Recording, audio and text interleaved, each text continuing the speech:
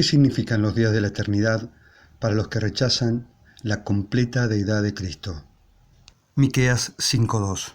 Mas tú, Belén, Efrata, pequeña para ser en los millares de Judá, de ti me saldrá el que será Señor en Israel, y sus salidas son desde el principio, desde los días de la eternidad. La Biblia presenta los días de la eternidad, una forma de expresar en palabras humanas cómo en la eternidad misma nuestro Padre realizó un hecho específico que dio comienzo a todas las cosas en el universo. Ese hecho singular y glorioso fue el engendramiento de su propio Hijo. Los días de la eternidad señalan la existencia del Creador de todas las cosas. Sin embargo, existen afirmaciones sobre la eternidad y el comienzo de todas las cosas que carecen de sabiduría bíblica. Y son estas declaraciones, en contraposición a la evidencia inspirada, la que trataremos en este estudio.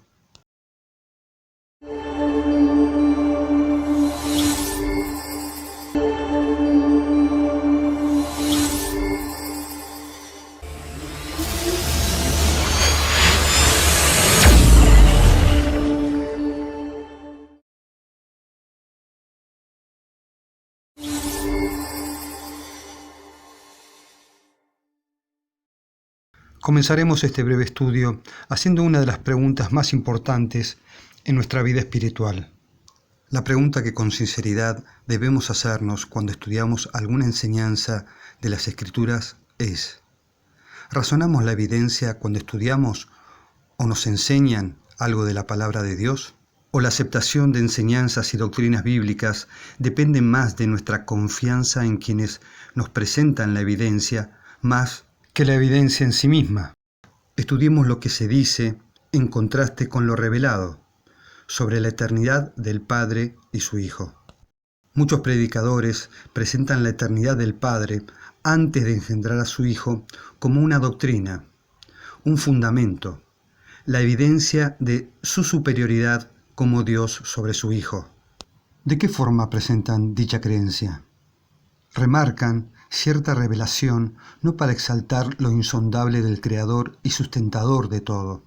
Remarcan la revelación para enseñar su propia doctrina de desprecio encubierto al Hijo de Dios. Remarcan no solo la paternidad del Padre sobre su Hijo, sino que además hablan de su eternidad anterior a haberlo engendrado. Inducen esta doctrina de superioridad usando como fundamento de minimización de Cristo como Dios igual a su Padre, utilizando dos razonamientos. El primero es la eternidad del Padre antes de engendrar a su Hijo, como si supiesen qué significa esa eternidad. Y segundo, es la condición de Cristo por ser Hijo, como si ser Hijo significase ser inferior que su Padre. Estos dos razonamientos tienen como único interés enseñar que Cristo no es Dios igual al Padre, ya que creen y enseñan que el único Dios verdadero es solo el Padre. Con la misma intención que un trinitario niega que Cristo sea hijo literal del Padre y de esa forma niega su divinidad e igualdad con Él, muchos no trinitarios presentan a Cristo como un Dios inferior, justamente por ser hijo literal de nuestro Padre Celestial, enseñando que por ser engendrado, el Padre es más Dios que su Hijo. La realidad es que cualquier razonamiento es válido en esas mentes para disminuir a Cristo como igual a su Padre, claramente hablando de lo insondable, o mejor dicho, forzando la revelación bíblica de lo insondable de su engendramiento en la eternidad. Aunque el engendramiento de Cristo es una verdad revelada y necesaria para entender la relación parental en la deidad, la enseñanza en dicha revelación no intenta resaltar al Padre como superior a su Hijo, sino todo lo contrario, exalta a Cristo indiscutiblemente Dios como su Padre. Pero tristemente hoy, justamente se utiliza esa revelación como un argumento de inferioridad. Debemos recordar que el primero que comenzó esa doctrina fue Satanás, al no querer aceptar a Cristo como igual en poder y autoridad que su Padre, la cual continúa predicando a través de sus hijos. No existe ninguna revelación que demuestre que el Padre engendró a su Hijo inferior a Él. Ninguna. La pregunta entonces ¿es la realidad que Cristo, por ser Hijo literal de su Padre, el argumento para enseñar superioridad del Padre sobre Él? Si usted cree que sí, y las citas para justificar esa doctrina son las que le enseñaron a entender al estudiar las expresiones de Jesús en su humanidad, hablando como enteramente hombre, dependiente a la voluntad de su Padre, sin ver la existencia de Cristo en la revelación total de las Escrituras, no continúe este estudio. Nada le va a alcanzar si esas declaraciones despreciativas sobre Cristo las considera un argumento válido para verlo inferior como Dios. Pero si entiende que esa revelación no es un argumento justo, continúe para estudiar cómo esquivan la verdad revelada los que predican tal apostasía. Lo primero que debemos tener en mente sobre este tema es que esta creencia falsa es difícil de percibir en las predicaciones de quienes las enseñan, fundamentalmente por una razón. Quienes las enseñan hablan mucho de Cristo, dicen exaltarlo, lo predican como Redentor, dicen adorarlo, dicen amarlo, pero todo su reconocimiento sobre Cristo es limitado. ¿Pero por qué es limitado? Porque ser hijo en sus mentes es ser inferior. No importa cuánto parezca que exaltan a Cristo, creen en Él como un ser inferior por ser hijo. No aman a Cristo por lo que es, Dios con nosotros, sino por lo que quieren creer que es, el Hijo de Dios con nosotros. Y aunque lo segundo es verdad, lo primero es tan verdad como lo segundo. Pero ser hijo es una evidencia de inferioridad en sus mentes. Cuando piensan quién es Dios, no pueden verlo Dios como el Padre. Su amor está condicionado a la comprensión de lo que para ellos es ser Dios. Dicen amar y reconocer al Padre, pero con su doctrina jerárquica niegan no solo a Cristo, sino a su Padre, al despreciar a su propio Hijo. En síntesis, podrán decir muchas cosas que para muchos son entendidas como adoración a Cristo, pero definen al Padre como el único Dios verdadero, y solo a Él lo reconocen como Dios. Pero ¿cómo pueden decir que Cristo es Dios y no reconocerlo como Dios igual al Padre? Bueno, los trinitarios hablan de roles para negar la relación parental del Padre y su Hijo. Los que niegan a Cristo como Dios igual al Padre hablan de títulos que el Hijo tiene por ser Hijo. Dicho de otra manera, no creen que Cristo sea Dios como el Padre, solo creen que posee los títulos o nombres que Él. Hablan de títulos o nombres cuando quieren hacer una diferencia en la deidad. Y de esa forma, encubierta, enseñan que no creen en la igualdad total de Cristo con su Padre. Decir que se cree en Cristo como Dios no es suficiente, si ven a Cristo menos Dios que su Padre. Por ejemplo, leamos una cita, entre otras, que utilizan para justificar su doctrina. Santiago 2:19. Tú crees que Dios es uno, haces bien. También los demonios creen y tiemblan. El problema con esta cita, que muchas versiones traducen, ¿tú crees que existe un solo Dios? Muy bien, pero hasta los demonios creen en Él y tiemblan de miedo. Muchos aceptan enseñanzas sin estudiar las Escrituras en su totalidad personalmente.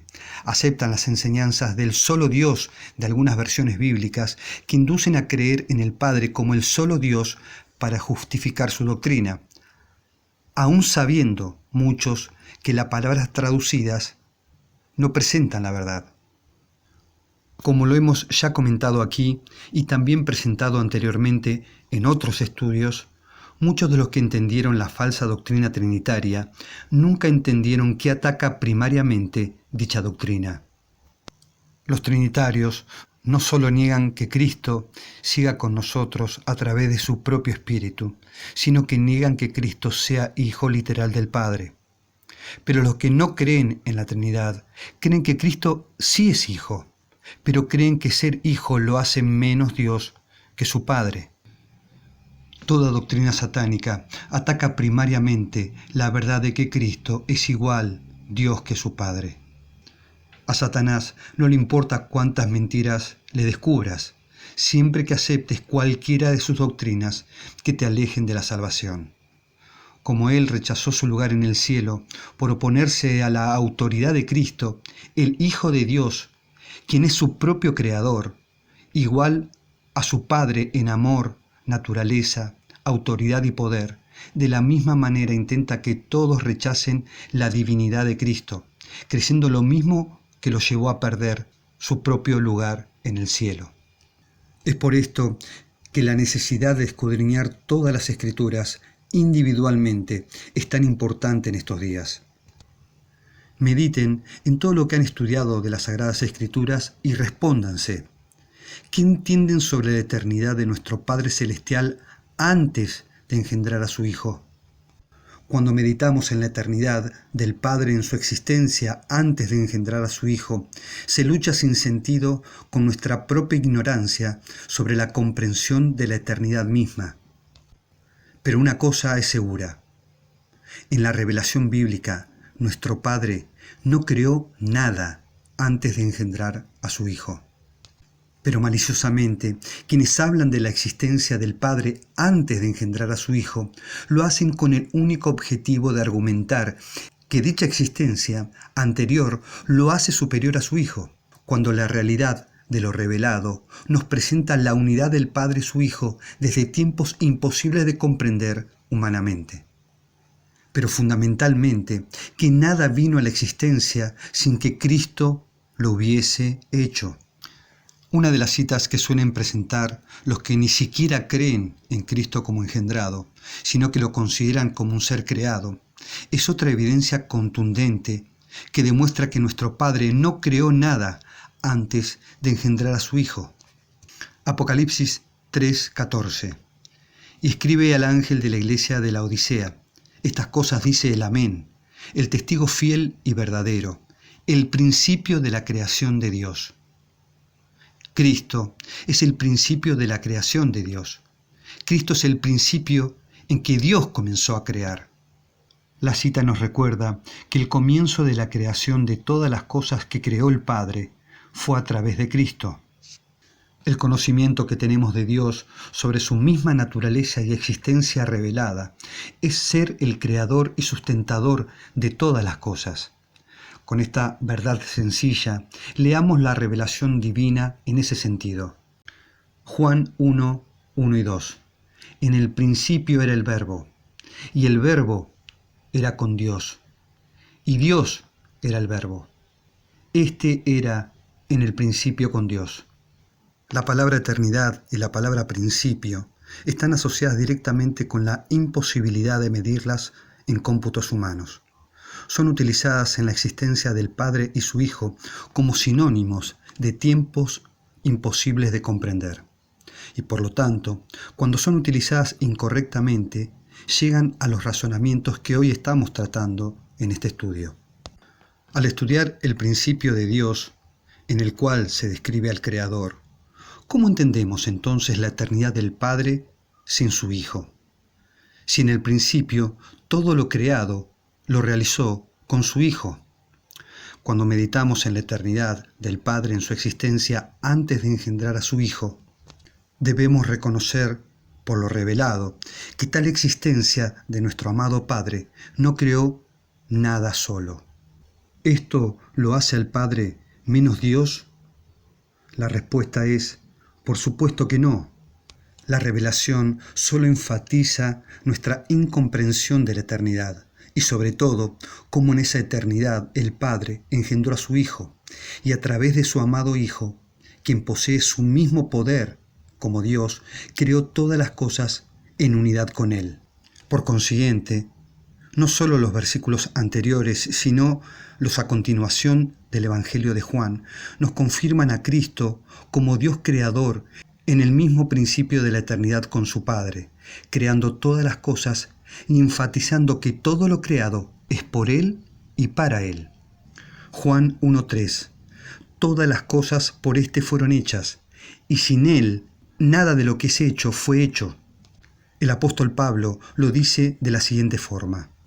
Colosenses 1, 15 y 17, el cual es imagen del Dios invisible, el primogénito de toda la creación, porque en Él fueron creadas todas las cosas, las que están en los cielos y las que están en la tierra, visibles e invisibles, sean tronos, sean señoríos, sean principados, sean potestades. Todo fue creado por Él y para Él, y Él es antes de todas las cosas, y todas las cosas subsisten en Él. El Hijo de Dios es descrito por los apóstoles no solo como creador, sino sustentador de todo lo creado, tanto en los cielos como en la tierra, visibles e invisibles. Todo es creación de Él y para Él. El principio de la enseñanza bíblica es que Cristo es Dios, creador desde el principio, desde la eternidad. Ser Dios es tener vida en sí mismo. Esta verdad insondable es la que caracteriza tanto al Padre como a su Hijo. Reconocer a Cristo como Hijo de Dios y al mismo tiempo minimizarlo como igual a su Padre, como muchos lo hacen, es justamente el gran problema de muchos que dicen creer en Él y reconocerlo como Dios. Lo reconocen como creador de todo, aún como Dios, pero Dios inferior a su Padre. Entienden la palabra engendramiento más como creación, ya que solo una creación no posee la misma naturaleza.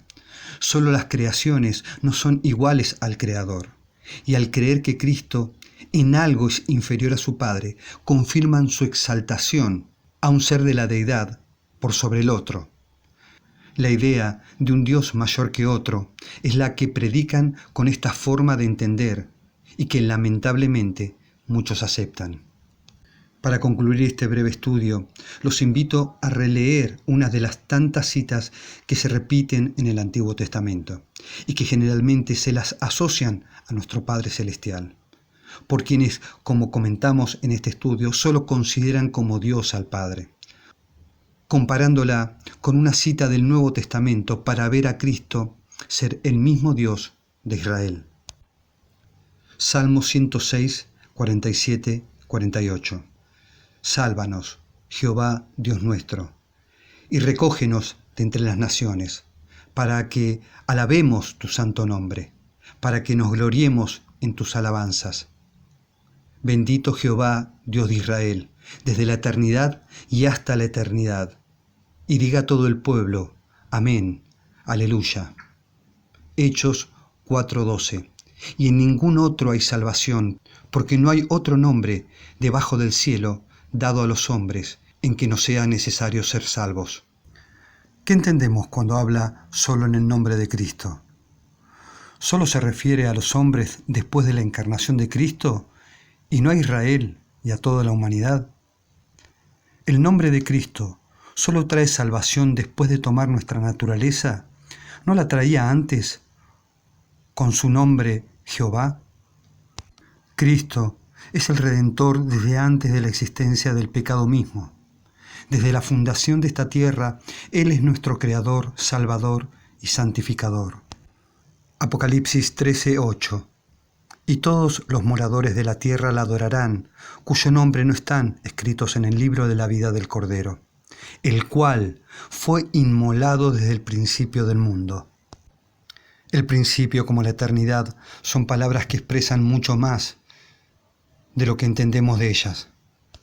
Así de sencillo y profundo es el Evangelio, para educarnos en justicia sobre los seres de la deidad en la eternidad misma, no para separar en mayor y menor a nuestro Padre y su Hijo, creadores de nuestra existencia y la salvación, sino para verlos como son desde los días de la eternidad, una deidad inseparable de dos seres que son uno. Finalmente, para los que comparten la creencia sin contradicción en la verdad que Cristo reveló no solo en la Biblia, sino a través de su mensajera Ellen White, comparto esta revelación de Dios a ella para nosotros. Conflicto de los siglos, página 623. La cruz de Cristo será la ciencia y el canto de los redimidos durante toda la eternidad. En el Cristo glorificado, contemplarán al Cristo crucificado. Nunca olvidarán que aquel cuyo poder creó los mundos innumerables y los sostiene a través de la inmensidad del espacio, el amado de Dios, la majestad del cielo, aquel a quien los querubines y los serafines resplandecientes se deleitan en adorar, se humilló para levantar al hombre caído, que llevó la culpa y el oprobio del pecado y sintió el ocultamiento del rostro de su Padre, hasta que la maldición de un mundo perdido quebrantó su corazón y le arrancó la vida en la cruz del Calvario. El hecho de que el hacedor de todos los mundos, el árbitro de todos los destinos, dejase su gloria y se humillase por amor al hombre, despertará eternamente la admiración y adoración del universo.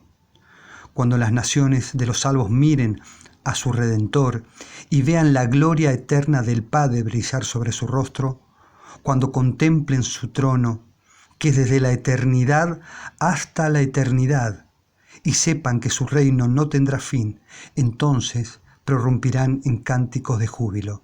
Digno, digno es el Cordero que fue inmolado y nos ha redimido para Dios con su propia preciosísima sangre.